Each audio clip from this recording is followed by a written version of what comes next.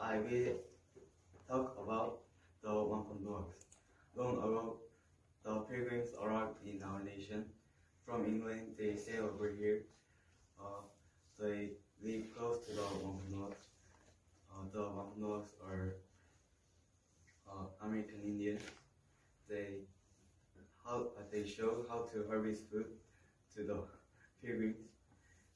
The Wampanoags held a feast every fall.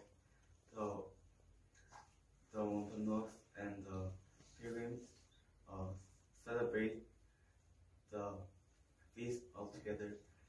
They enjoy fish, vegetable, and fruit. The